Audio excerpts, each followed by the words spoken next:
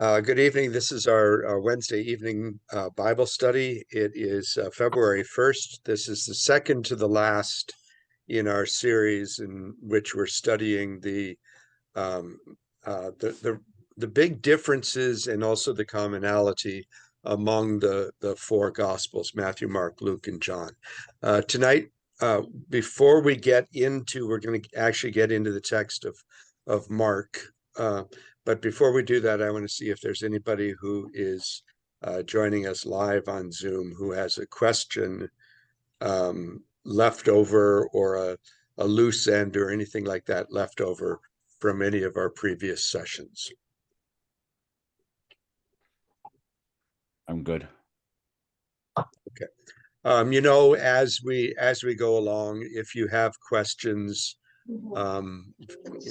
feel free to raise them.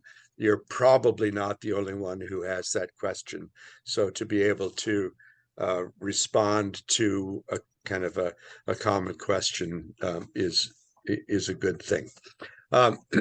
What we're going to do tonight is read through, not without stopping. I'm going to stop every now and then for some comments, but we're going to read through Mark's passion narrative. That is, remember, Mark was the first of the Gospels to be written. Our thesis is that the other Matthew and Luke, based their Gospels on Mark's Gospel. So we want to look at the original, and then we're not going to have time to look at the whole gospel, even though it's the shortest. We're just going to look at the last chapters. And then next week, we're going to do the same thing using Matthew's gospel, just the last chapters, just to see how Matthew takes Mark, builds on Mark, but then adds outside stuff to Mark, and what we'll particularly be looking for is those things where you can see that Matthew, I'm sorry, is trying to trying to give a little bit of a different twist to an understanding that Mark has. So it's kind of this gospel proclamation is a work in progress in these very earliest decades of Christianity. So let's let's begin. What I'd like to do is just read through the gospel narrative, and by convention, the gospel narrative is thought to begin at the what for us is the beginning of Holy Week, and that's the triumphal entry into what we call Palm Sunday, the triumphal entry into Jerusalem. That is in Mark chapter 11. And I wondered if somebody could just start reading. Again, I'm going to interrupt from time to time, but let's get as much of the flow of Mark. Again, what we're doing is establishing what the first gospel looked like, sounded like, felt like, and then we'll compare and contrast that next week. Someone want to start reading at chapter 11? I'll be glad to. Great. When they were approaching Jerusalem at Bethphage in Bethany, near the Mount of Olives, he sent 10 of his disciples, 2 of his disciples, small print, and said to them, "Get into the village ahead of you, and immediately as you enter it, you will find tied there a colt that has never been ridden. Untie it and bring it. If anyone says to you, 'Why are you doing this?' just say this, 'The Lord needs it and will send it back here immediately.' They went away and found a colt tied near a door outside in the street. As they were untying it, some of the bystanders said to them, "Why are you doing? What are you doing untying the colt?" They told him what Jesus had said, and they allowed them to take it. Then they brought the colt to Jesus and threw their cloaks on it, and he sat on it. Many people spread their cloaks in the road, and others spread leafy branches that they had cut in the fields. Then those who sent ahead and those who followed were shouting, "Hosanna! Blessed is the time. Blessed is the blessed is the one who comes in the name of the Lord. Blessed is the coming kingdom of our ancestor David. Hosanna in the highest heaven." Then he entered Jerusalem and went into the temple. And when he had looked around at everything, as it was already late, he sent out to Bethany he went out to Bethany with the 12. Okay, let's stop there for a second. This is a wonderful triumphal entry into Jerusalem. He's being recognized. There's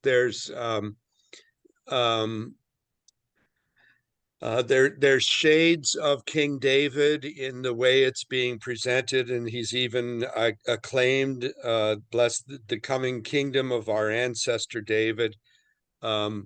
This is again his triumphant entry into Jerusalem.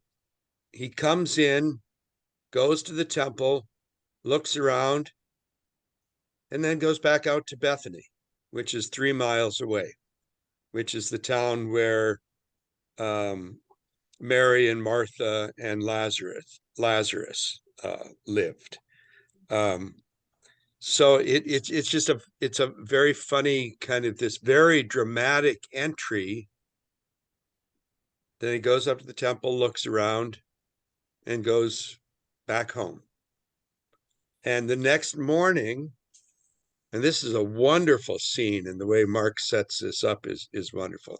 Why don't you continue at verse 12? Or does someone else want to pick up at verse 12?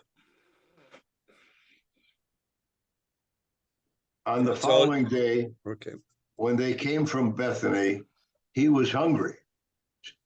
Seeing in the distance a fig tree in leaf, he went to see whether perhaps he would find anything on it. When he came to it, he found nothing but leaves, for it was not the season for figs. He said to it, "May no one ever eat fruit from you again." And his disciples heard it.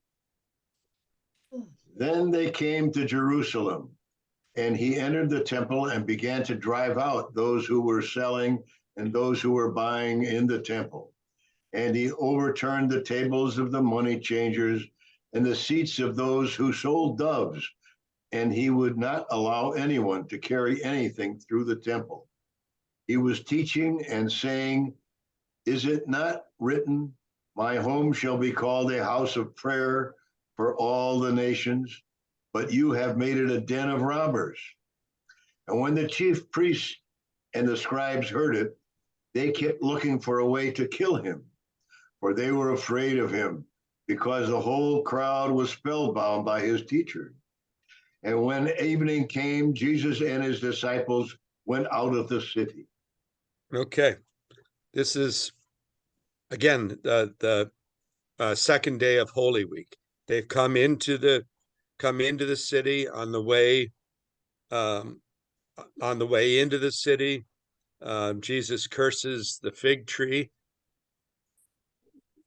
Really a silly story. Why did Jesus think there would be figs on the fig tree? Jesus had been born and raised in that region. He knew figs. But Mark adds this story for some dramatic and I think actually also humorous kind of reactions that we'll come to in just a minute. So they went out that day, which means they went back to Bethany. Then the next morning, keep on going, verse 20. In the morning, as they passed by, they saw the fig tree withering away to its roots. Then Peter remembered and said to him, Rabbi, look, the fig tree that you cursed has withered. Jesus answered them, have faith in God.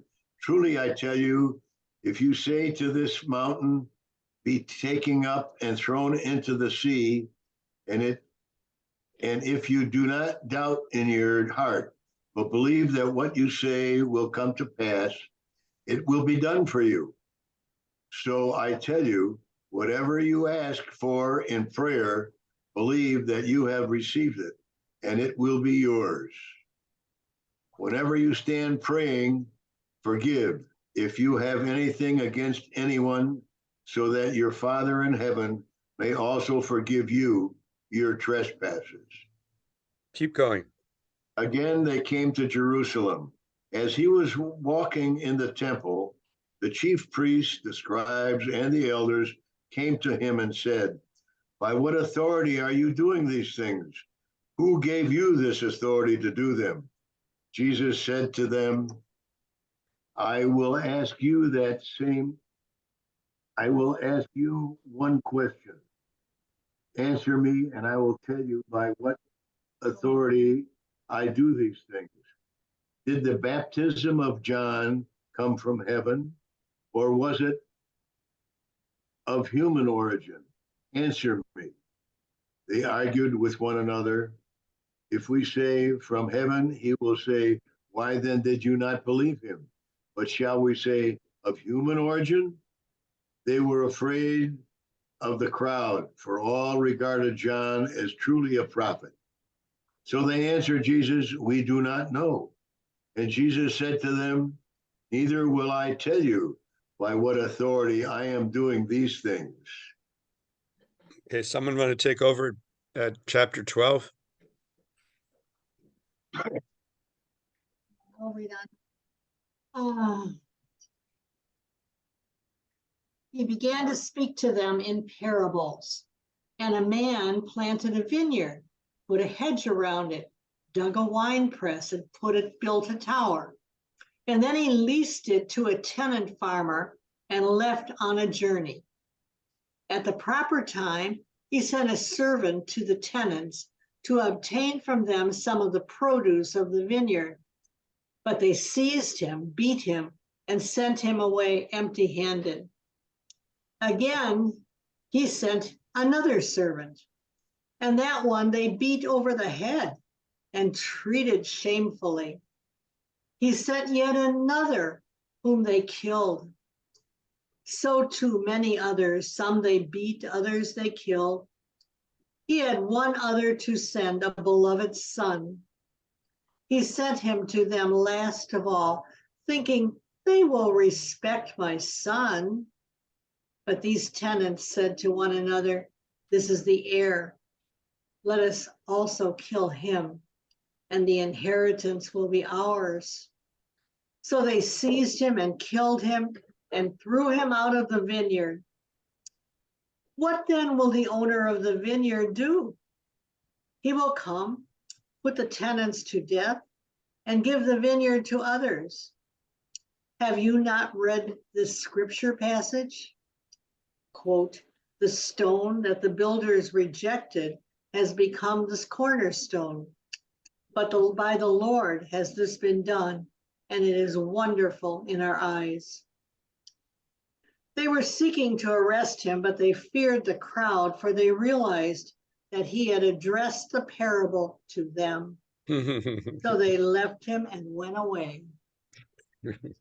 With their tails between their legs. Oh, yes. Right. Keep on going, Martha. So they sent some Pharisees and Herodians to him to ensnare him in his speech. They came and said to him, Teacher, we know that you are a truthful man and that you are not concerned with anyone's opinion. You do not regard a person's status, but teach the way of God in accordance with the truth. Now, is it lawful to pay the census tax to Caesar or not? Should we pay or should we not pay? Knowing their hypocrisy, Jesus said to them, why are you testing me? Bring me a denarius to look at. They brought him one, and he said to them, whose image and inscription is this? And they replied to him, Caesar's. So Jesus said to them, repay to Caesar what belongs to Caesar, and to God what belongs to God. They were utterly amazed at him.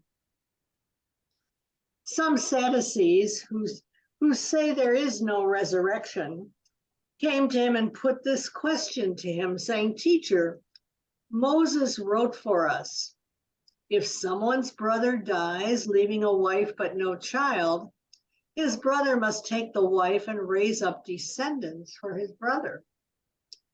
Now there were 7 brothers. The first married a woman and died, leaving no descendants.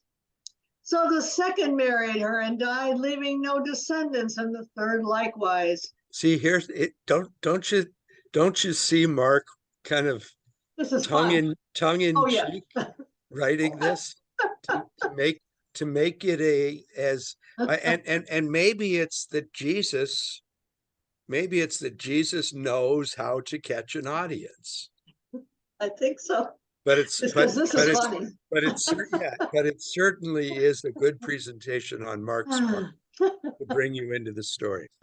Okay, keep going. Sorry. And What verse are we on?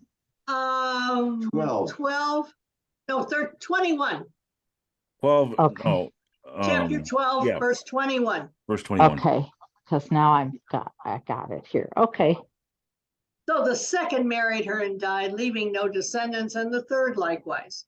And the 7 left no descendants. Last of all, the woman also died. At the resurrection, when they arise, whose wife will she be?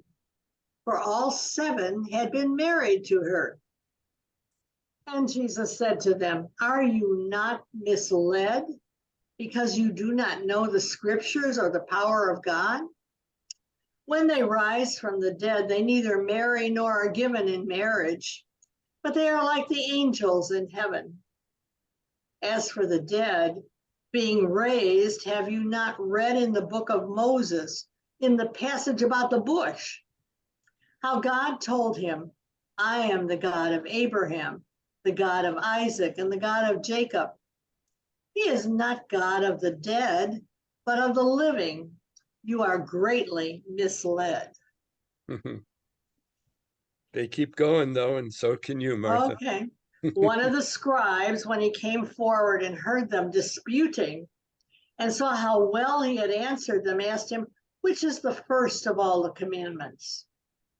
Jesus replied, the first is this, Hear, O Israel, the Lord our God is Lord alone. You shall love the Lord your God with all your heart, with all your soul, and with all your mind, and with all your strength.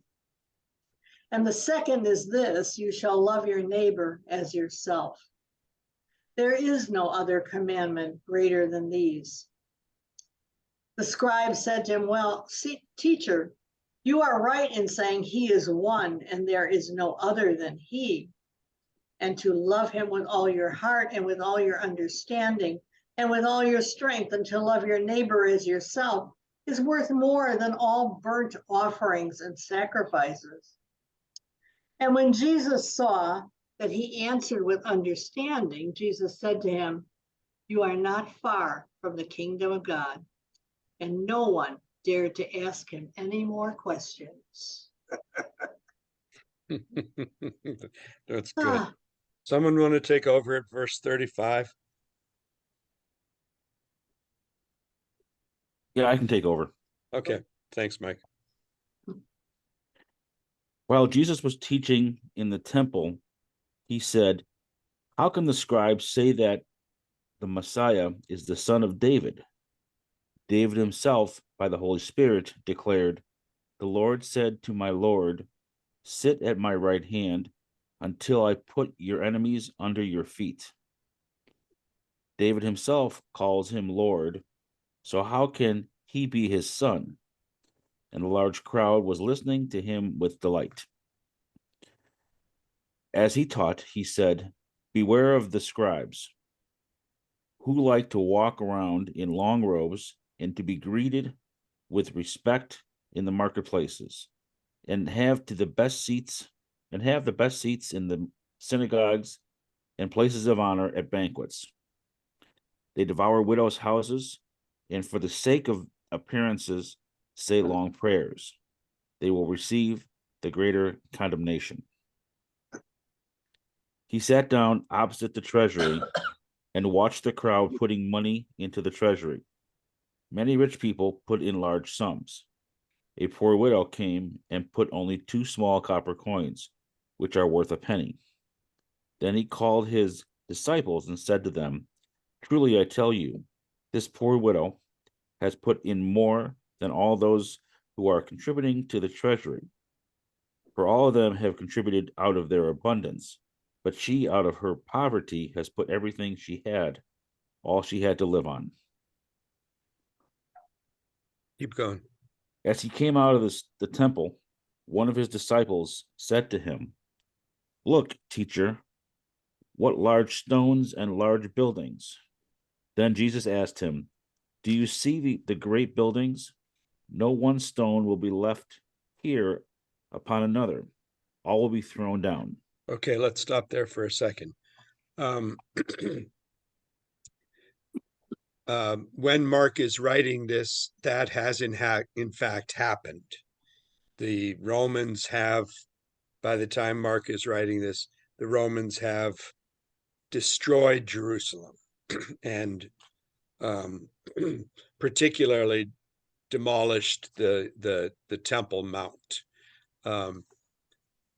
Mark is going to kind of spiritualize that and connect it with Jesus, but there's the people who are reading this know that there is kind of a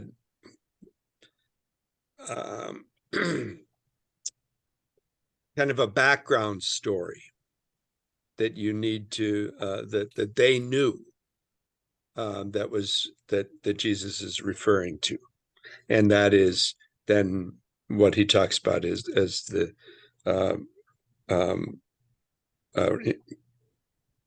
beginning of the movement that God is about in the death and the resurrection of Jesus. Keep on going, Mike. Okay. When he was sitting on the Mount of Olives opposite the temple, Peter, James, John, and Andrew asked him privately, tell us, when will this be, and what will be the sign that all these things are about to be accomplished?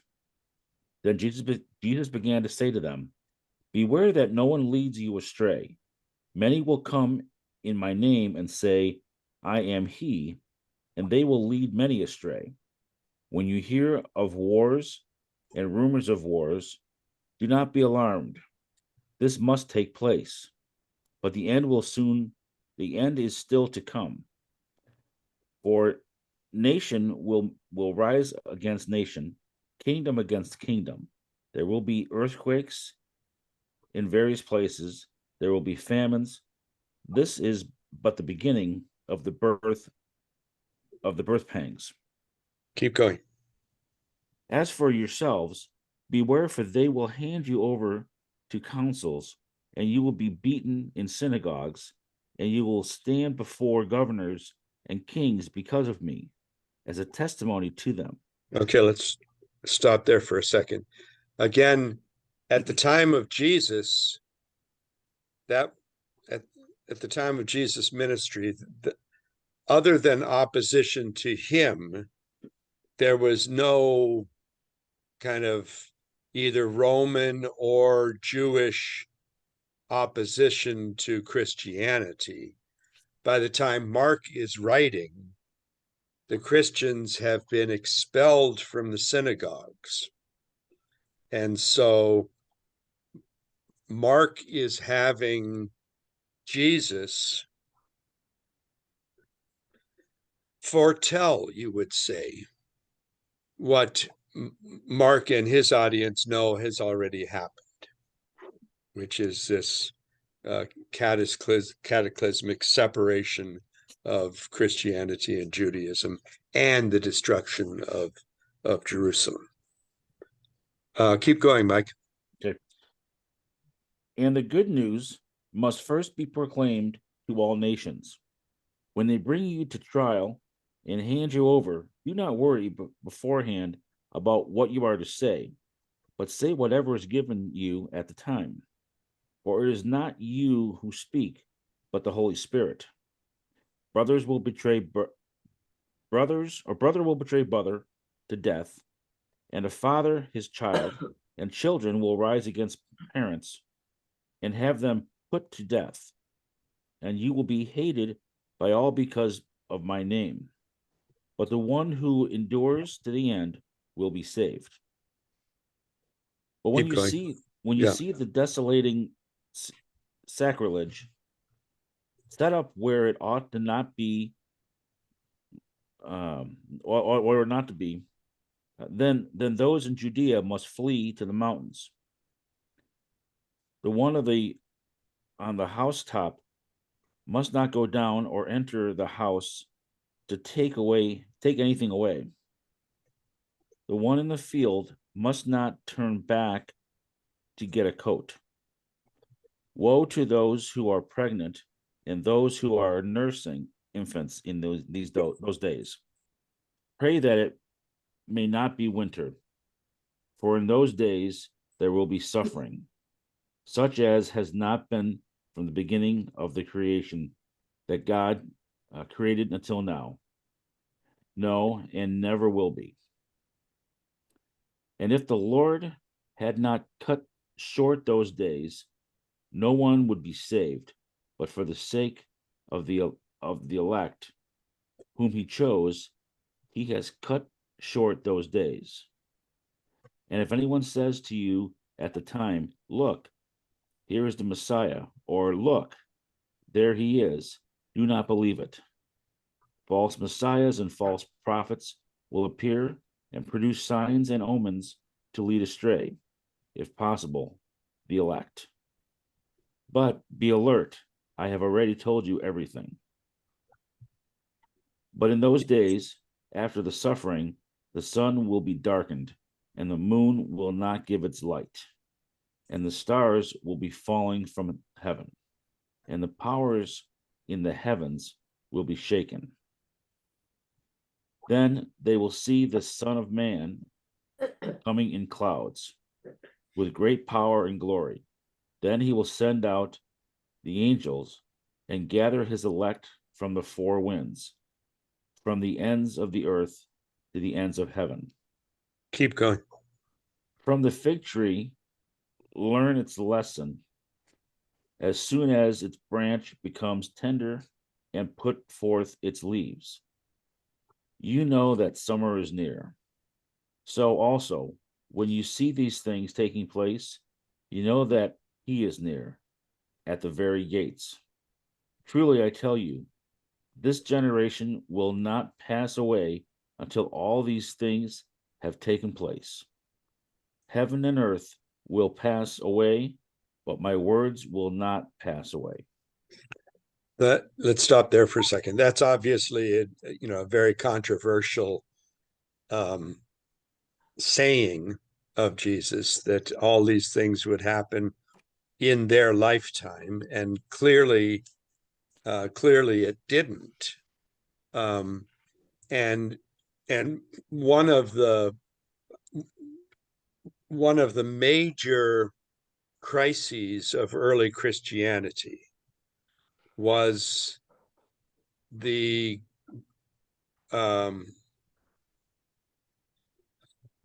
growing number of eyewitnesses who were dying, and kind of people who expected to see the culmination of the work of Jesus.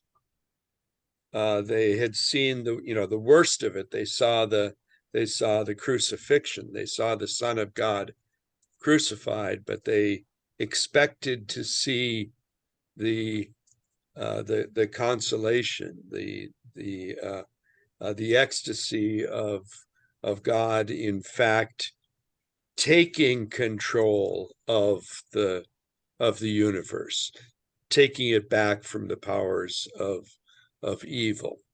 And as that first generation died,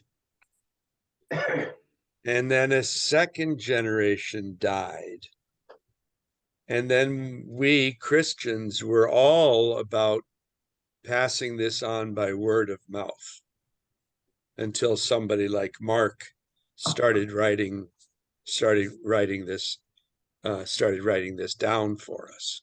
But there's a real crisis in a worldview that's going on in the time that Mark is describing, and that's that time between Jesus' resurrection and about the year 70. So, yeah. Any questions at this point? Let's keep going. I think I have one question. Sure. So when he talked a little earlier about the wars and the rumors of wars and that all take place, was there an implication that would happen once and then that wouldn't happen again? Like it would be like part of the process, and then before their generation died, it would all be cleared up, and the wars would stop? Except that Jesus says that when all of these things take place, those are just the beginning of the birth pangs of the new heaven and the new earth. Okay. So it's clearly not, other than some references like this that says some of you, whatever.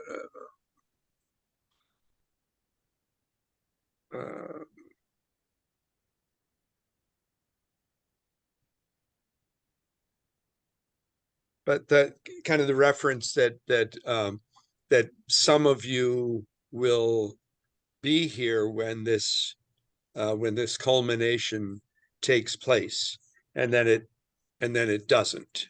No. And every generation of Christians has seen all the signs of the times in their time.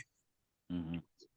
They've seen nation rising up against nation, brother against brother. They've seen civil war. They've seen calamities. They've seen disasters.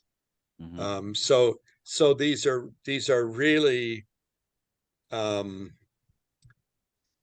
timeless markers. Yeah, I got you. That makes sense. So that's one of both the appeals and also the huge frustrations of studying the book of Revelation. Is the book of Revelation is just a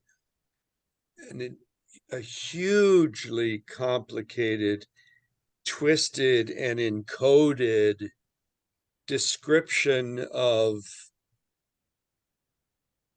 the very early church in the Roman Empire, but it uses kind of universal language that every generation since then has said, oh, this is describing our era perfectly.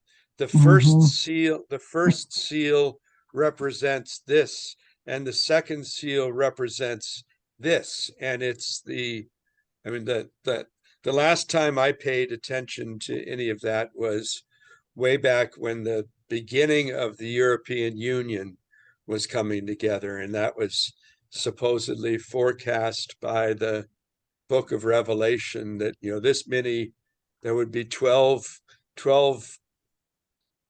countries that would come and dissolve into one, or saying, I don't know what it was, but this is what was going on in that in the first century, in the chaos. I mean, it wasn't like there was an organized Christian infrastructure that Christianity could just build on. They were building it, what's the cliche, flying the airplane while you're building it, or building it while you're flying it, whatever it is. That's what the early Christians were doing, and that's what Mark is kind of conveying in this part of his book. Okay. You want to keep going? Oh, where are we at? yeah. I'm sorry, keep We're losing my on place. chapter 13, verse 32, I believe. Okay. Is that right? Yes. Yeah. Okay. But about that day or hour, no one knows, neither the angels in heaven nor the Son, but only the Father. Beware, keep alert, for you do not know when the time will come. It is like a man going on a journey, when he leaves home and puts his slaves in charge, each with his work, and commands the doorkeeper to be on the watch. Therefore, keep awake, for you do not know when the master of the house will come, in the evening, or at midnight, or at cockcrow, or at dawn, or else he may find you asleep when he comes suddenly. And when I say to you, I say to all, keep awake. Keep going. Keep going, 14? Yeah. Okay. It was 2 days before the Passover and the festival of unleavened bread. The chief priests and the scribes were looking for a way to arrest Jesus by stealth and kill him. For they said, not during the festival, or there may be a riot among the people. While he was at Bethany, in the house of Simon the leper, as he sat at the table, a woman came with an alabaster jar of very costly ointment of nard, and she broke open the jar and poured the ointment on his head. But some were there who said to no one in anger, why was the ointment wasted in this way? For this ointment could have been sold for more than 300 denarii, and the money given to the poor. And they scolded her. But Jesus said, let her alone. Why do you trouble her? She has performed a good service for me. For you always have the poor with you, and you can show kindness to them whenever you wish. But you will not always have me. She has done what she could. She has anointed my body beforehand for its burial. Truly, I tell you, whenever the good news is proclaimed in the whole world, what she has done will be told in remembrance of her. Which has just happened. We just heard that story again, just as Jesus said. Very, very powerful story. With there are so many ways to unpack that story. But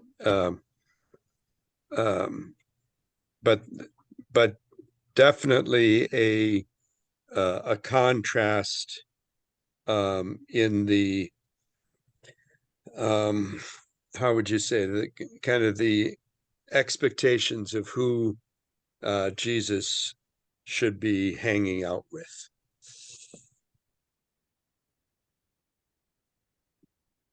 Uh-oh. Are you guys still there? Yeah. Okay. I pushed a button on my computer. Yeah, someone have a question? Question? No. Okay. So. Oh. Mike, you want to keep going? Oh, Okay. I found where we are now. Can Good. I read? Sure. Okay. Then Judas Iscariot, who was one of the 12, went to the chief priests in order to betray him to them. When they heard it, they were greatly pleased and promised to give him money. So he began to look for an opportunity to betray him. On the first day of unleavened bread, when the Passover lamb is sacrificed, his disciples said to him, "Where do you want us to go and make the preparations for you to eat the Passover?" So he sent two of his disciples, saying to them, "Go into the city, and a man carrying a jar of water will meet you. Follow him, and wherever he enters, say to the owner of the house, 'The teacher asked, where is my guest room where I may eat the Passover with my disciples?' He will show you a large room upstairs, furnished and ready. Make preparations for us there." So the disciples set out and went to the city and found everything as he had told them, and they prepared the Passover meal. When it was evening, he came with the 12, and when they had taken their places and were eating, Jesus said, "Truly I tell you, one of you will betray me, one who is eating with me." They began to be distressed and to say to him one after another, "Surely not I." He said to them, "It is one of the 12, one who is dipping bread into the bowl with me. For the Son of Man goes as it is written of him, but woe to that one by whom the Son of Man is betrayed. It would have been better for that one not to have been born." That's a pretty strong, Mhm. wow. While they were eating, he took a loaf of bread, and after blessing it, he broke it, gave it to them, and said, "Take, this is my body." Then he took a cup, and after giving thanks, he gave it to them, and all of them drank from it. He said to them, "This is my blood of the covenant, which is poured out for many. Truly I tell you, I will never again drink of the fruit of the vine until that day when I drink it new in the kingdom of God." When they had sung the hymn, they went out to the Mount of Olives. And Jesus said to them, "You will all become deserters, for it is written, I will strike the shepherd, and the sheep will be scattered. But after I am raised up, I will go before you to Galilee." Peter said to him, "Even though all become deserters, I will not." Jesus said to him, "Truly I tell you, this day, this very night, before the cock crows twice, you will deny me 3 times." But he said vehemently, "Even though I must die with you, I will not deny you." And all of them said the same. They went to a place called Gethsemane, and he said to his disciples, "Sit here while I pray." He took with him Peter and James and John and began to be distressed and agitated, and said to him, "I am deeply grieved, even to death. Remain here and keep awake." And going a little farther, he threw himself on the ground and prayed that, if it were possible, the hour might pass from him. He said, "Abba, Father, for you all things are possible. Remove this cup from me, yet not what I want, but what you want. He came and found them sleeping, and he said to Peter, Simon, are you asleep? Could you not keep awake 1 hour? Keep awake and pray that you may not come into the time of trial. The spirit indeed is willing, but the flesh is weak. And again he went away and prayed, saying the same words. And once more he came and found them sleeping, for their eyes were very heavy, and they did not know what to say to him. He came a third time and said to them, are you still sleeping and taking your rest? Enough. The hour has come. The Son of Man is betrayed into the hands of sinners. Get up. Let us be going. See, my betrayer is at hand.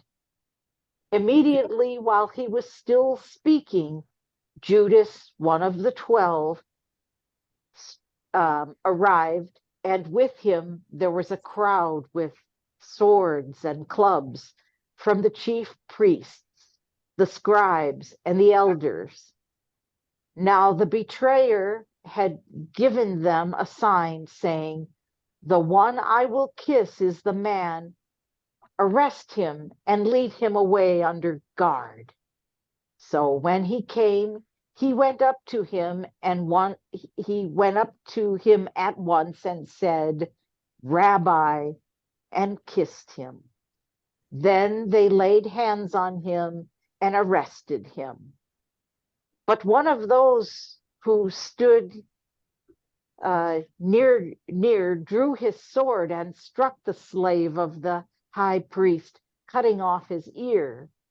Then Jesus said to him, have you come out with swords and clubs to arrest me as though I were a bandit? Day after day I was with you in the temple teaching, and you did not arrest me. But let the scriptures be fulfilled. All of them deserted him and fled. A certain young man was following him, wearing nothing but a linen cloth. They caught hold of him, but he left the linen cloth and ran off naked. They took Jesus to the high priest. Let me stop there for a second. Okay. That little paragraph is thought by some to be that paragraph about the young man running off naked. Oh, yeah. That's thought by some to be autobiographical, that this is Mark himself. Oh, Really? That is Oh. Mark putting himself into this, whether actually there or literarily putting it, but there is no proof of that. It's really kind of it's conjecture, I guess you would say. I always wondered why there was that odd little, Yes. Me almost too. hysterical, hilarious scene, Right. What was the Yeah. point? And Yeah. again, it may have been just Mark claiming his part in this story, in this drama, without coming out and saying, and that naked man was me. Uh-huh. You want to keep on going, Terry? Okay. Verse 53. Mm-hmm. They took Jesus to the high priest, and all the chief priests, the elders, and the scribes were assembled. Peter had followed him at a distance right into the courtyard of the high priest, and he was sitting with the guards, warming himself at the fire. Now the chief, I thought somebody said something. Now the chief priests and the whole council were looking for testimony against Jesus to put him to death, but they found none. For many gave false testimony against him, and their testimony did not agree. Some stood up and gave false testimony against him, saying, "We heard him say, 'I will destroy this temple that is made with hands, and in 3 days I will build another, not made with hands.' But even on this point, their testimony did not agree. Then the high priest stood up before him and asked Jesus, 'Have you no answer? What is it that they testify against you?' But he was silent and did not answer. Again, the high priest asked him, 'Are you the Messiah, the Son of the Blessed One?' Jesus said, 'I am, and you will see the Son of Man seated at the right hand of the power and coming with the clouds of heaven.' Then the high priest took his clothes and said, 'Why do we still need witnesses? You have heard his blasphemy. What is your decision?' All of them condemned him as deserving death. Some began to spit on him, to Blindfold. to blindfold him, and to strike him, saying to him, 'Prophesy.' The guards also took him over and beat him. Okay, let's stop there for a second. You probably caught in there the in English it doesn't come out so well, but the high priest asks him point blank, and this is the question throughout this book of Mark, is, are you the Messiah? Here the chief priest asks him point blank, are you the Messiah, the Son of the Blessed One? And Jesus' answer is, I am, which is the name of God. Yahweh, I am. Yahweh. It's how Yahweh is translated into English. I am. Jesus is clearly using this moment to say, yes, God, the God of Abraham, Isaac, and Jacob, is me. I am one with that God. And of course, the chief priest says, that's blasphemy. There is only one God. You can't be the Son of God. And that's blasphemy. And that's kind of the end of the rope for Jesus. any kind of tolerance of Jesus and his teaching.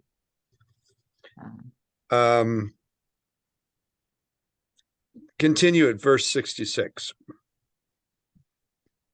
While Peter was below in the courtyard, one of the servant girls of the high priest came by.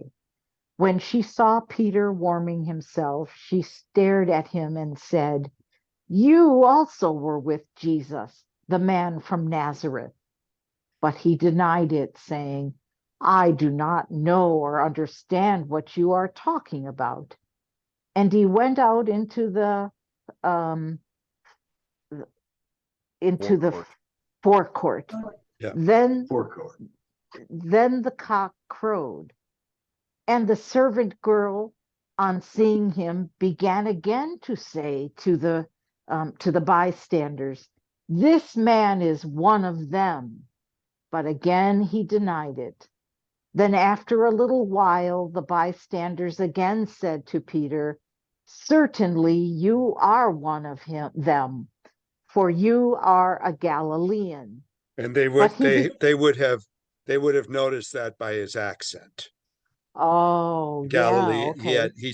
he spoke Aramaic with the Galilean accent.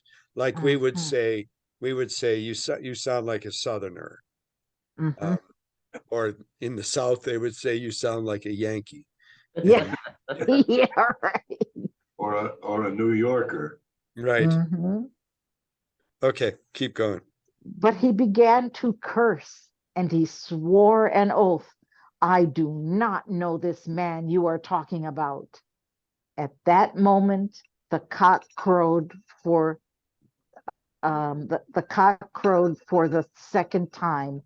Then Peter remembered that Jesus had said to him, before the cock crows twice, you will deny me 3 times. And he broke down and wept. Can you see in Mark's presentation these little vignettes, each one of which could have been acted out in Mm.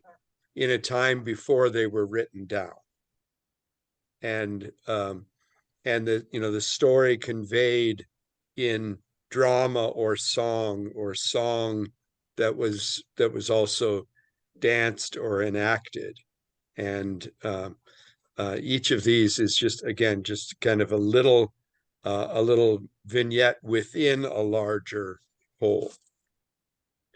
Okay. We're at our ending time. We didn't quite get through this, but let's pick up at at chapter 15 of Mark, and we'll try to finish Mark and get well into the comparison with Matthew for that following week.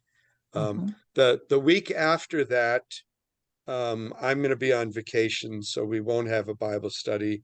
The week after that is Ash Wednesday, and then we'll move into midweek Lenten services, mostly by Zoom, but the last one in the series will be both in person and by Zoom. The theme of those, we will have 5 midweek services. The theme of the series is the 23rd Psalm. The Lord is my shepherd, I shall not want. And we'll take a deep dive into what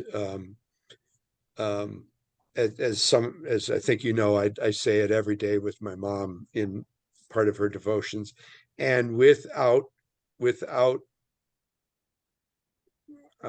exception, I end the recitation of that psalm just thinking that's one of the most beautiful things the most reassuring, the most hopeful, the most comforting, the most inspiring thing that I've ever heard. And I'm hoping to share some of that with all of you all. So thanks, everybody. We'll look forward to seeing you in church by Zoom or in person, and on Zoom next week for Bible study. Very good. Thank you. Thank you. Okay. Bye. Thank you. Good night.